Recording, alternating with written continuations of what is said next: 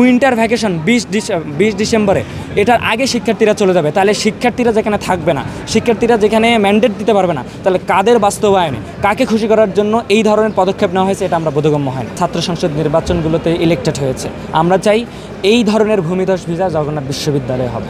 নির্বাচন যৌক্তিক সময়ে যথাসময় হওয়া উচিত, কাল বিলম্ব করা উচিত না। তবে আমরা দেখেছি একটা বিশেষ গোষ্ঠীকে খুশি করার জন্য এবং তাদের কর্মসূচি যাতে যথাসময়ে বাস্তবায়ন হয়, তাদের সকল মাসব্যাপী কর্মসূচি যাতে যথাসময়ে বাস্তবায়ন হয়, এই জন্য ডেডলাইন পিছানো হয়েছে। আমরা আরও সন্দেহ পোষণ করতেছি এই বিশেষ গোষ্ঠীটায় এককভাবে নির্বাচন পিছানোর জন্য জোর জবরদস্তি করা হয়েছে এবং তারা এমনও ঘোষণা করেছে নির্বাচনের তফসিল যদি মন মতো না হয় তাহলে তারা সাথে আন্দোলন করবে।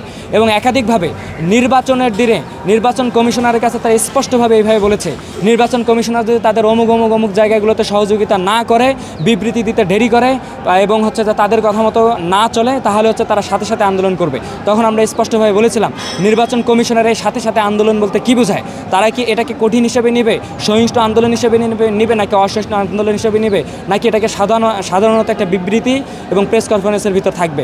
নির্বাচন কমিশনারকে আমরা সেই বিষয়গুলো অবহিত করেছিলাম, কিন্তু নির্বাচন কমিশনার আমরা মনে করেছি সেগুলো আমলে নেয়নি এবং তারা একটা বিশেষ গোষ্ঠীকে সুবিধা দিতে গিয়েই তারা আজকের এই 27 নভেম্বরের ইলেকশন 22 ডিসেম্বরে নিয়ে গিয়েছে। আমরা দেখেছি এই নির্বাচন হচ্ছে একটা অবাস্তব ইলেকশনের মতো হয়ে যাবে। কেন?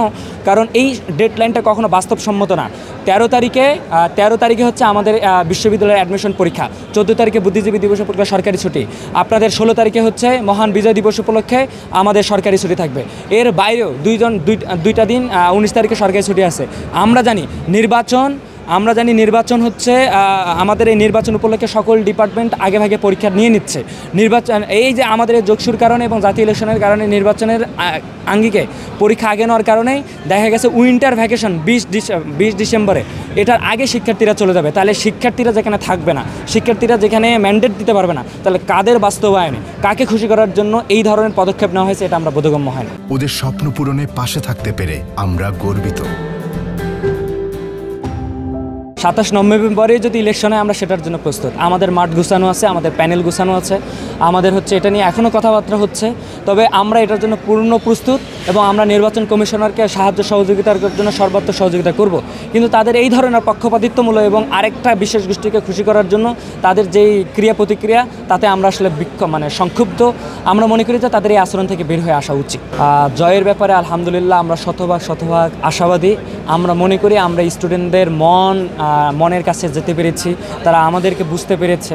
এই কারণেই একটা বিপুল ভোটে আমরা দেখেছি যে অন্যান্য বিশ্ববিদ্যালয়ে স্বতঃস্ফূর্ত অংশগ্রহণে শিবিরের প্যানেল ম্যান্ডেট নিয়ে ছাত্র সংসদ নির্বাচনগুলোতে ইলেক্টেড হয়েছে। আমরা চাই এই ধরনের ভূমিধস ভিসা জগন্নাথ বিশ্ববিদ্যালয়ে হবে। বলছি যে 20 ডিসেম্বর থেকে বন্ধ হচ্ছে এমনটা না, আমরা অ্যাজ ইউজুয়াল দেখে এসেছি যে আমাদের উইন্টার ভ্যাকেশনটা 20 ডিসেম্বরের পর থেকে শুরু হয়। কিছু ডিপার্টমেন্টের পরীক্ষা যদি 12 ডিসেম্বর শেষ হয়ে যায়, তাহলে দেখা যাবে ওই ডিপার্টমেন্টের ওই ব্যাচের শিক্ষার্থীরা বাসা চলে যাবে। কারণ একটা অনাবাসিক শিক্ষা প্রতিষ্ঠানে আপনার দিন খাবার খরচ, বাসা ভাড়ার খরচ, ইউটিলিটি কস্ট দিয়ে এখানে থাকার কোনো নামান্তর হয় না। আর এখানে একটা বিশেষ গোষ্ঠীকে সুবিধা দিতে গিয়ে তারা সবসময় নিরাপত্তাহীনতায় থাকে, ইনসিকিউর ফিল করে। শিক্ষার্থীরা কেন তাদের ম্যান্ডেট দিতে গিয়ে এই ইনসিকিউরিটিটা আরও বাড়াবে? আমরা চাই নির্বাচনটা যথাসময়ে হওয়া উচিত এবং যত দ্রুত হওয়া উচিত। আর আজকে ইলেকশন কমিশনার কেন আপনাদের প্রশ্নের উত্তরগুলো নিল না আমরা জানি না।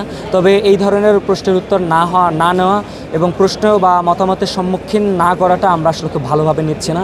কারণ এটা আপনাদের সঙ্গে করা এটা আমাদের সঙ্গেও করা, শিক্ষার্থীদের সঙ্গে করা। নির্বাচন কমিশনার আরও নমনীয় হবে এবং আপনার আমার সবার মনের ভাবগুলো বুঝে তাদের প্রতিক্রিয়া জানাবে, আমরা এই আশা করি।